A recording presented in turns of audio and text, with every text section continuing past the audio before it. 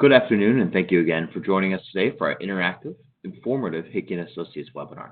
Today will be led by our EMEA Managing Director, Guy Toole, discussing the firm's report and rankings of global innovation hubs. This is your MC for today, David Hickey, Managing Director of Hickey. We'll be going through the conversation.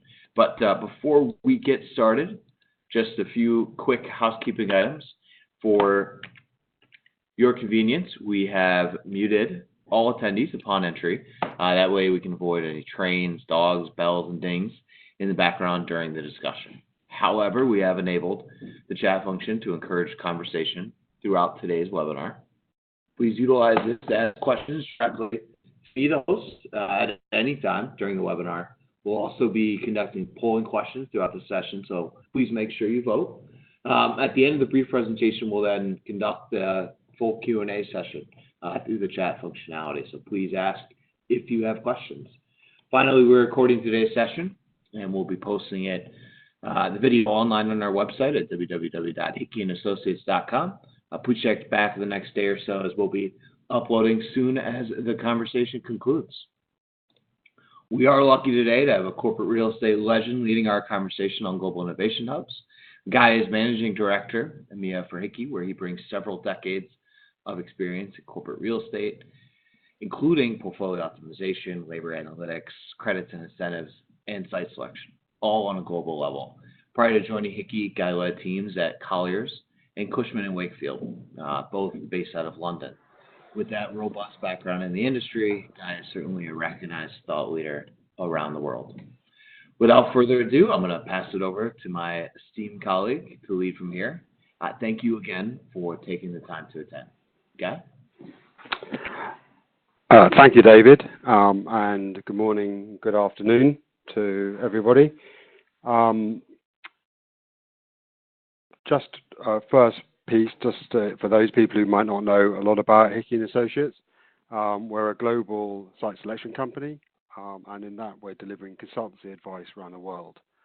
What we're seeing in a sort of really competitive business environment, our clients really need to help with making smart decisions for their locations, which are both sustainable today and going forward into the future. We have three parts to our business, and the first part, which is labor benchmarking and analytics, is the piece that we'll be concentrating on today. But we also do supply chain logistics and grants and incentives advisory. So moving into the Global Innovation Hub report, the genesis for this was we were being asked by our clients where are the new locations we should be considering. So we put the report together, which is based on facts. It's forward-looking, not backward-looking. And the purpose is really to help those clients identify which are the top markets around the world for innovation. We looked at over 300 markets and many thousands of data points. But most importantly, as part of the process, we've come up with our own definition and classification on which cities have the ecosystems that indicate they're not just only as a key innovation hub today, but they have sustainable growth going forward into the future. And we look both at existing and emerging cities. So why do we put together this report? I think there are a couple of key factors around that, and what really driving behind it is that we're in an era of what I call perfect storm. That perfect storm is made up of three factors. One, we're in an era of full employment around the world, in the UK, Northern Europe, North America, and pretty much the whole of Asia. Then laying on top of that, you've got a shortage of key skills across many of the different sectors. And that can go from lorry drivers and warehouse operatives who are required to keep up with the growth, with the fast growth in online retail. Healthcare workers, as we have an increasing aging population and increasing sophistication around medicine. But really important for what we're talking about today is actually in some of the skilled roles. And that could be code writers and data scientists. And traditionally, they could have been put into working in IT or banking, but now are required across pretty much every type of business, whether it be pharma, shipping, real estate, legal, or pretty much anything. And then the third piece to it is that we're seeing a significant shift in both demographics around the world and the composition of the workforce that's working today. And we'll cover all those factors during the discussion today. So leading out of that, we were trying to answer a number of clients' questions. Firstly, where is our optimal location to go today? Secondly, looking at how do we keep pace? Everything's moving so fast, it's so dynamic. How do we keep pace with that and make sure that the location we select actually is robustly available to us, not only just today, but going forward and sustainable in the future? And then the third piece, which is really looking at where do our future workforce going to call home? There are a lot of changes in that. So that was the key areas of the reasoning behind that. David said that we're going to have an interactive session today. So our first question for the audience is, which criteria do you think people use to make their location decisions? And what the question is what is typically the first consideration companies make when selecting their locations? Is it 1, real estate, 2, availability of space and seats, 3, labor, or 4, infrastructure? So please vote. Hopefully this will work. Hopefully everybody can see that on the right-hand side. It's come up.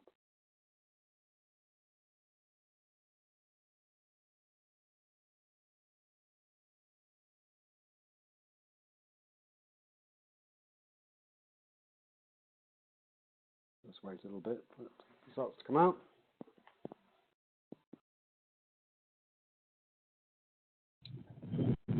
Yeah, thank you everyone for using the polling function. Looks like it is working well. Just a few more seconds to close out.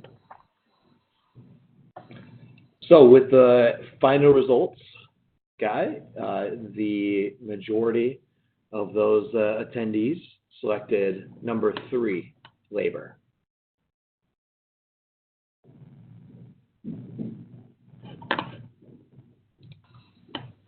Well, we've obviously got lots of smart people on today.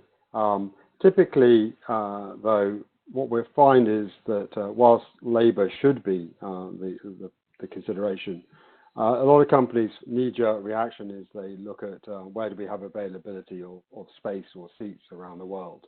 We've got 100 people to employ. Well, we've got an empty office over there. Can we fill that? But if you look, and obviously, as I said, we have the intelligent audience on today.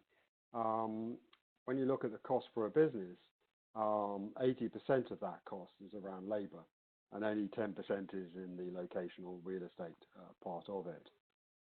So that's really the place that people should go to more and more. Our second question for the audience today is, we're seeing a lot of changes going on. What do you think are the new emerging skills and degrees which are in demand by employers today? So you have 4 choices coming up here. 1 will be technology, secondly, AI and data science, 3, the softer skills, or 4, finance. So please vote.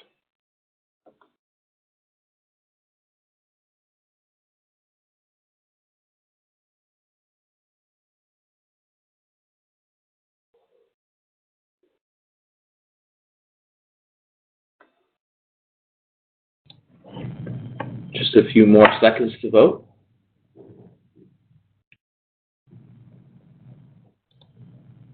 All right, so with everyone voting, thank you. We have AI data science as the most chosen selection here, Guy. Again, an intelligent answer, and the answer actually is all are important. but increasingly we're seeing more companies looking at some of the softer skills, and those are around good communication and creativity. And typically, you'll have degrees such as social sciences, which will be the feeders for that. That'd be human geography, history, psychology, sociology, economics, political science, those types of degrees. And that's really endorsed by CEO of Fujitsu, who, when interviewed at Davos recently in January, said, look, we still need those science, technology, maths and engineering skills, but we also need creative people. And importantly, we need people who can deal with human beings. He also said, and we'll come into this a bit more in a minute, it's really important to have collaboration across the private sector, government and educators. And that was quite an interesting commentary and interview, if you want to go and find it. I think it was on Radio 5.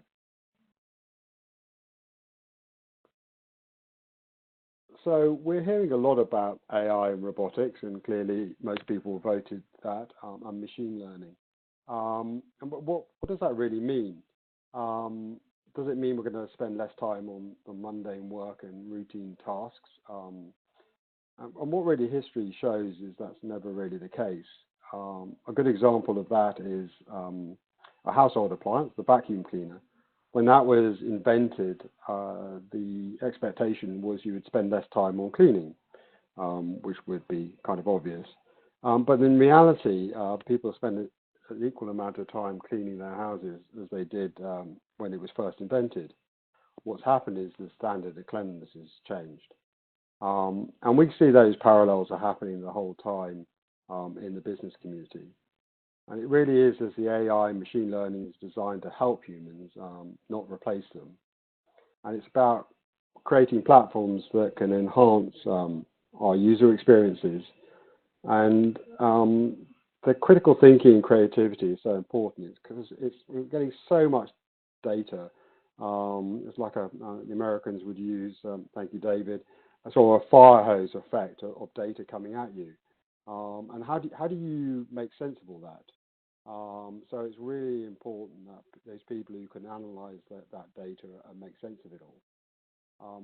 We're also seeing transactional roles becoming more automated. So it's the skills around relationship building and empathy are going to become increasingly important as we move away from the number of interactions to the quality of those interactions. We're also hearing quite a lot about liquid workforce and the gig economy. And one of the things we've been looking at is how companies are preparing for this more transient workforce. It's widely predicted, and these figures are coming out of the US, that the contingent workforce will increase from about 35% today up to 70% by 2030.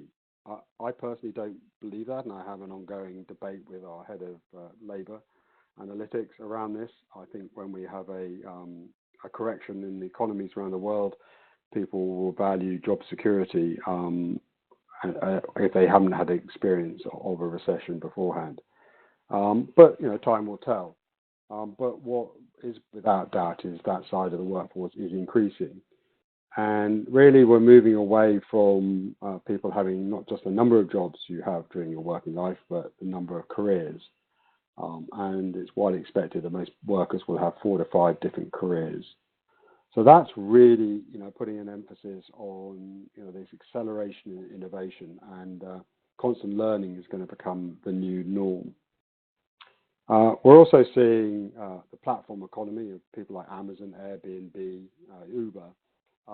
That's going to extend into the workforce and the hiring of talent, where you're going to see on-demand marketplace for talent, both from employers saying, I need a very specific skill for this length of time, and on the other side, employees saying, I have this particular skill, and this is what really interests me, and they'll be selling themselves out, and they're already doing this. To whoever needs their services. So we also are hearing a lot about increasing urbanization, people migrating back to the cities. So my next question is a simple one. Is that true or is it false?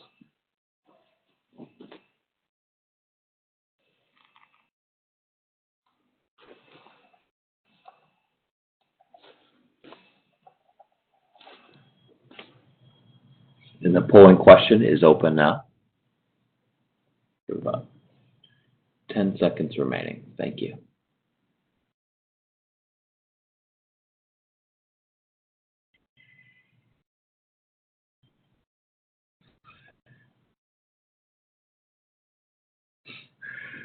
So a true-false question, guy, and we got a 50-50 answer.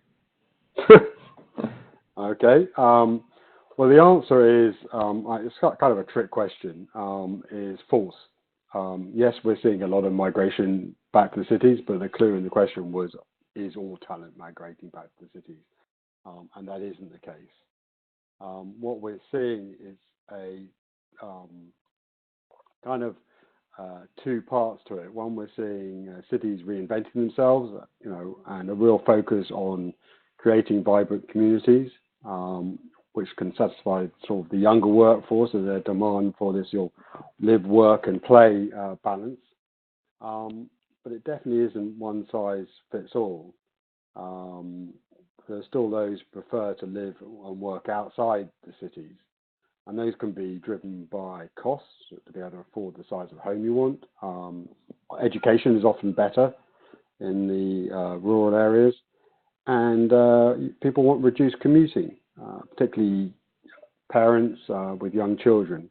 They don't want to have to go on a long commute, so they need to be close to the schools for holidays and for sick days, for parental evenings, etc., etc.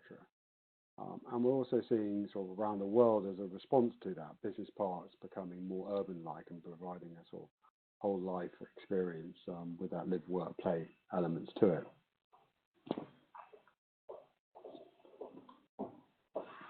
And with this increasing sort of move towards urbanization, this is primarily driven by growth in the services sectors around the world. And what we're seeing actually that in the Western economies now the service sector is making up 70 or 80% of the economy, whereas in the emerging markets it's all going up from 50 to 60%. But what that is doing is driving increasing urbanization across the emerging markets as well as the Western markets. I'm not sure if the presentation's frozen there, David. Just give it a kick forward. So you can see pretty much across the world you've got increasing urbanization. So that kind of leads us on to where do we think that increasing urbanization, where do we think the cities of the future will be? So we looked at the global innovation hubs and what are the key attributes to identifying what those hubs were. We considered a number of different areas, and our question to you was the same question we asked ourselves. Which do we think are the most important attributes of a global innovation hub? Is it talent magnets? Is it innovation and disruption? Is it learning and collaboration environment? Or is it access to venture capital? Please vote now.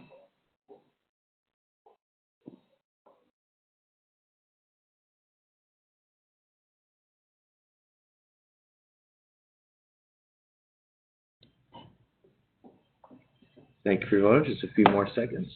So overwhelmingly, Guy, our attendees voted for number 2, innovation and disruption in new companies, products, and services. Overwhelmingly, everybody is partly right because they're all right. When we looked at this, there was a real balance between all these 4 different elements. And the most important thing is what we tried to do was identify the factors that identify which are not only the markets which are highly innovative today, but which ones are developing and providing a sustainable environment going forward into the future. It was that balance between the two. And what we really found was there's a huge correlation between growth and innovation. And that sort of set a large focus on the changes in the variables over a time period between those. So looking at both today, but also growth into the future. Looking at those four key areas, taking innovation and transformation first, these really are the sort of main drivers between the growth of cities and businesses. And particularly we looked here at the number of patents and number of startups in each location, but also the growth in both those areas. And it was the sort of frequency and concentration of those which came out as clear indicators of cities which are focused on being an innovative hub and being able to establish that looking forward into the future. The second bit is around looking at the talent magnets. And there is definitely a parallel here where hubs that cannot absolutely thrive, hubs cannot thrive without a constant influx of new talent coming in if they are to sustain themselves. So the growth in the millennial population in each market was a key factor for us here. And in particular, it shows where young professionals leaving university with their qualifications are migrating for work. Annual R&D growth, employment growth was also an important factor looking at into these markets. The third element was looking at sort of learning and collaboration, and go back to Duncan Tate and of Fujitsu. It's that correlation between the universities, between businesses and the government that are very important. And definitely it was a clear determinant that high-ranking cities have top-tier universities and research facilities. But that collaborative environment was also important, and creating the right level of ecosystem. And what we're seeing around the world is a lot of cities now investing tens of millions, hundreds of millions into creating that dynamic environment and ecosystem going forward into the future. And that definitely sets the difference between sort of middle tier cities and the top tier cities. And lastly, and definitely not least, is the investment into R&D and from venture capitalists. It's no surprise really that venture capital plays such an important role in innovation and evolution of businesses. And we're seeing a lot of smaller cities now really trying to show themselves as attractive locations for that venture capital. To give you some measure of the increase in venture capital, that's increased from about 120 billion in 2014 to 350 billion, so over well double than that in 2018. So in 4 years, it's increased by more than double. And there's also been a parallel rise in expenditures around the world on R&D, which has increased by 130 billion over the last 4 years. So those were the key characteristics that we identified and will allow the markets to sustain themselves. Within that, we looked at lots of other factors, and that includes growth and diversity of the populations and the labour force, around learning and education. So a lot of different factors. I think there were over 35, maybe 40 different factors that went into the final evaluation. So the results, well, it's not a surprise that with such global giants as Apple, Google, Microsoft, Facebook, the US predominates globally, as much as I hate to say that. And 5 out of the top 10 locations are based in the US. And nearly 50% of the top 25 are based in the US. The EMEA scores okay. We have 5 in the top 25, with London and Paris in the top 10. Asia Pacific is 8, with China making up half of those locations.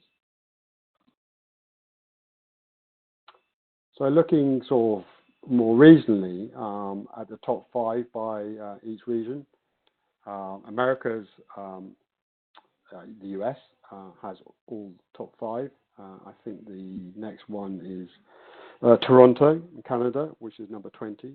There are none in Latin America in the top rank. In Asia Pacific, it's spread across the region, but with China with 3, Singapore and Seoul, so no real surprises there. And in the EMEA, Germany strong with London and Paris, which I said before are both in the top 10. Berlin just outside at number 11. When we look at a deeper dive into just the EMEA region, there's over 40% of the markets in EMEA are in UK and Germany, so of the top 50 markets. So they're definitely the powerhouses. 12 are in Germany, 9 in the UK. Switzerland scores well at 5, and just behind that, the Netherlands. So looking sort of more deeply at that, London and Paris both score highly, and that's really across the board in terms of looking at patent startups, universities, and R&D and VC funding. So a real balance and reasons why they both scored into the top 10 globally. Germany, as I said, predominates in Europe, comes in slightly below those 2 other locations of London and Paris. A lot of the factors around that is their growth in the 20 to 39 population, the millennials, particularly attracting a lot of migration into their locations. They have some great universities and also score highly for patent activity. Stuttgart, Rhine-Ruhr, Frankfurt, Munich are good examples of that. Startup activity is really only prevalent in Berlin and the Rhine-Ruhr region. And then there's sort of the employment in R&D and research. Pretty much all the cities scored well. So that's really why Germany has become the powerhouse in innovation as compared to other locations. Surprisingly, France only has 1 location in the top markets, and that's Paris, which scores very highly. But as we'll see in a minute, when you start looking at it on a sector basis, some of the French markets start appearing.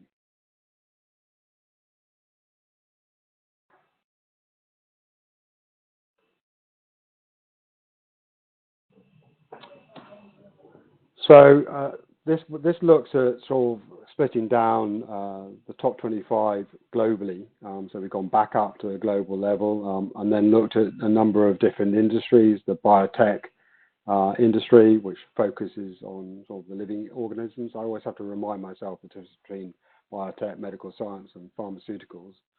So as I said, biotech is technology side of things. Medical science is around science of health maintenance, prevention of diseases, and the pharma is really looking at the chemical side of the businesses.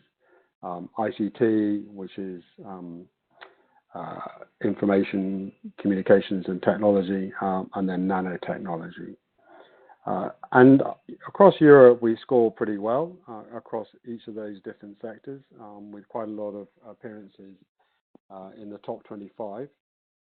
If we then look at a deeper dive by the EMEA itself,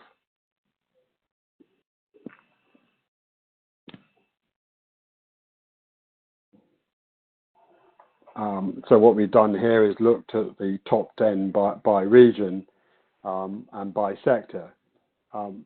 Standouts for me in this one were Tel Aviv, and actually Israel generally has scored well, pretty much across all the different sectors. And I think, one of the key factors there is their amount of enrollment they have in tertiary education, very strong in pretty much all the innovative industries that we're talking about. Turkey actually also scores pretty highly, and again, that's down to it's a numbers game for them. They're a much larger population than the rest of the EMEA markets, and they have large numbers of people going into tertiary education, which in itself is then attracting R&D investment behind it. Copenhagen scores well across bio, medical science, and pharma. And although it's not in the, doesn't score everywhere, those three markets are very strong, and they're investing hundreds of millions now in new centres into Copenhagen.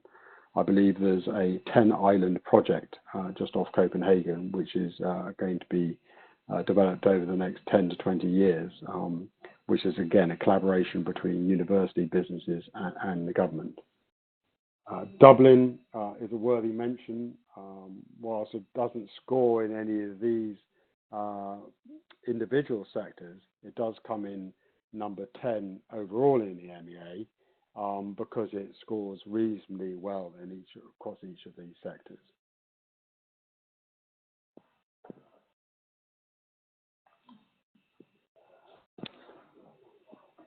And just some good examples of sort of some small but noteworthy markets that we pulled out around the world.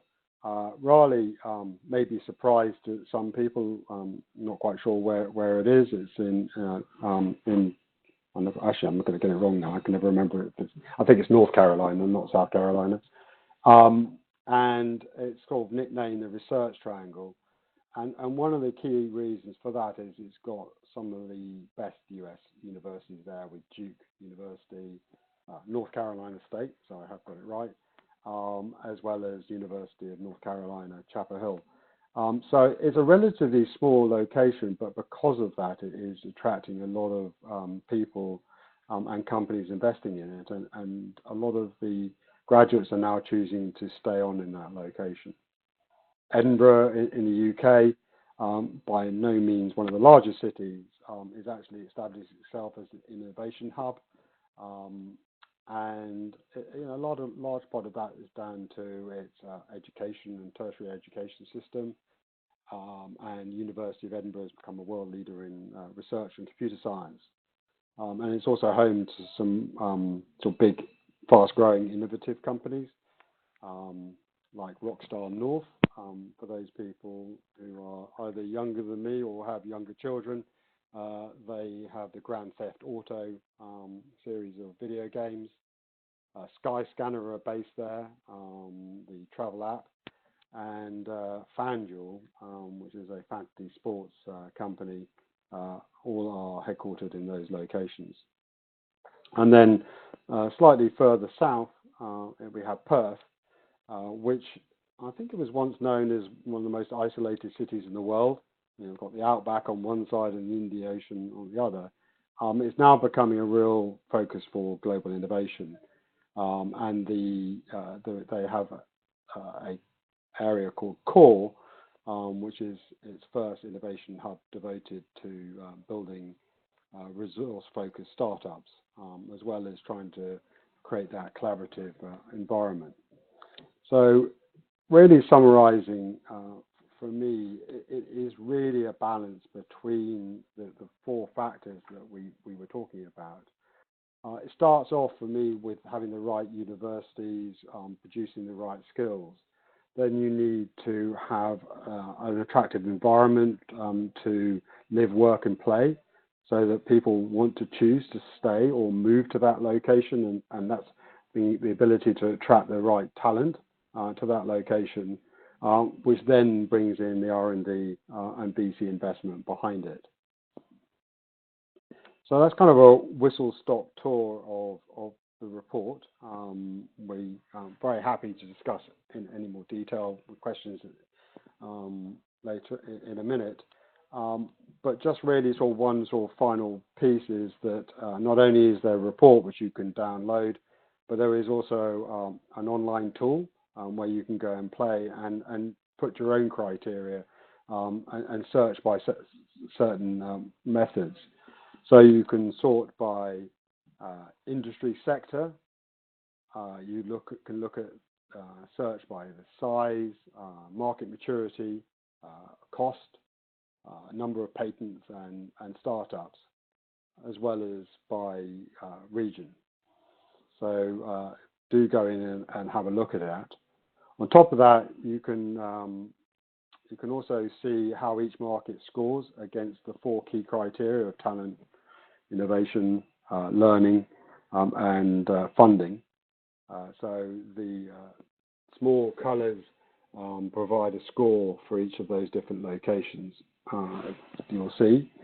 And then an example, if we search by size and pharma, we can see which cities appear.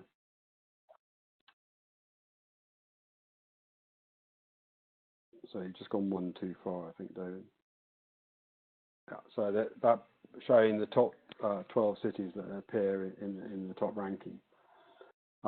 Obviously, as I said before, there's over 300 markets in this, and there are thousands of data points. So we could filter it in many different ways. It's also, you can search by the map function, and you can, by rolling over that, you can hover over cities to bring up key facts. So this is for London. I think we have Berlin and Frankfurt, and the facts you look in here are just at a high level are population size, millennial growth, number of patents and startups, education, R&D, and growth in VC funding. So there's a huge amount of information there, all of which can help you point into the right direction. So really, thank you for everybody. Please don't forget to download the report if you haven't done so. And now the Q&A, where David and I will try and answer any of your tricky questions, or hopefully some nice ones. Thank you, Guy. Very, very informative, enlightening conversation. So as promised, we're now going to open up via the chat room for a Q&A session with attendees. A couple of questions have come in during the conversation, so we can start with that. But if you have a question for Guy, please feel free to ask them now. So the first question right off the bat, Guy, were there any surprises from Hickey's innovation findings? Great question. Thank you. Yeah, I suppose the question that threw us to begin with, or one of the findings that threw us to begin with, and probably is the one that's been questioned the most, is Boston coming up on beating San Francisco. And the reason behind that is, whilst Silicon Valley is still without doubt one of the largest center for innovation around the world, what we're seeing is a degree of stagnation there, whereas the market becomes saturated, people are finding it difficult to hire people there, both from a cost perspective, and also there is almost no availability of housing. So we're seeing a number of companies now choosing not to expand from a graduate perspective there, and that's limiting, albeit still a huge amount of VC and R&D funding to the region. So it's still attracting a lot of money, but Boston is attracting a faster growth in that, and is growing faster. So size of the market, San Francisco wins. Boston, though, in terms of its growth, and that's a good pointer to the future. From an EMEA perspective, as I mentioned, Tel Aviv scores well across all the different sectors. And as I said, I think education and likewise for Turkey. That was a bit of a surprise to me. But again, that's a numbers game. Hopefully that answers the question. Thank you, Guy. Another question. So, as you noted, the U.S. came in very high, ranking the top 4. Beijing coming in at rounding out that global top 5, and then you get into many of those key European leaders. What are some of those reasons? I know you touched on many of them, but as the question is, how can Europe improve its global position going forward? I think key for me is education. It's both sustaining and improving education, particularly around the R&D type of skills and also the soft skills that we talked about. So education is going to be, for me, the number one factor. That will then draw in the investment in R&D and from VC funds. So really, I think it's investment in education, and then a sort of tripartite agreement between educators, business, and government to develop sort of real clusters and ecosystems. That will be very important, and we're seeing a number of key cities doing that. Not just the main capital cities. The smaller ones are really fighting to attract those that investment in the technology, in the education, and then in providing an attractive working and living environment.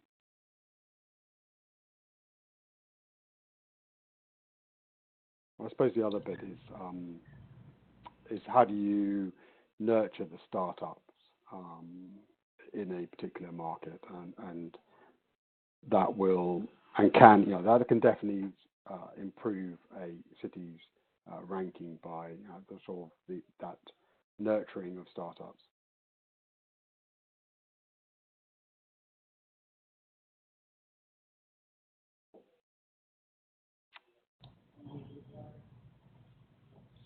Thank you. Another question, Guy, is on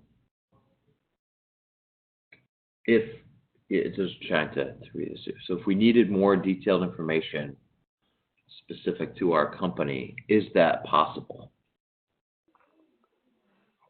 Quick answer is yes. As a starter, you can go in and use the online tool yourself. But if you need a more tailored approach and much more detail, and bearing in mind we've put our own weighted rankings to this, which we believe are broadly correct, but it will differ for every geography, every type of business, and every sector. So we can definitely tailor that to a specific sector or industry or a particular talent pool.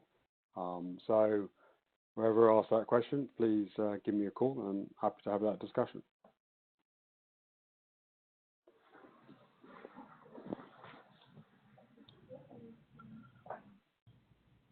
All right. Well, thank you very much. That is the remainder of our questions that have come in from the audience. I truly want to thank everyone again for taking the time to join the webinar today. And thank you, Guy, for a very informative and enlightening conversation. As you'll see, Guy's contact information is there on the screen. Please feel free to reach out if we can ever be of help to you. If you have any further questions, certainly any support to you and your teams in the future. Also want to encourage everyone to join the conversation. Following this, you can find Hickey and Associates on Twitter. Our handle is @Sitetrend. That's @SITETREND. And then also look us up on LinkedIn.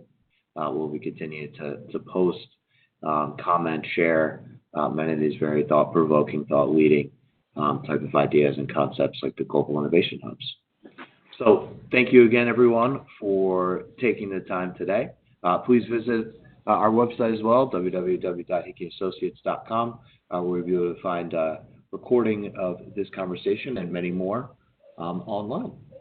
So thank you again, and have a wonderful rest of your afternoon.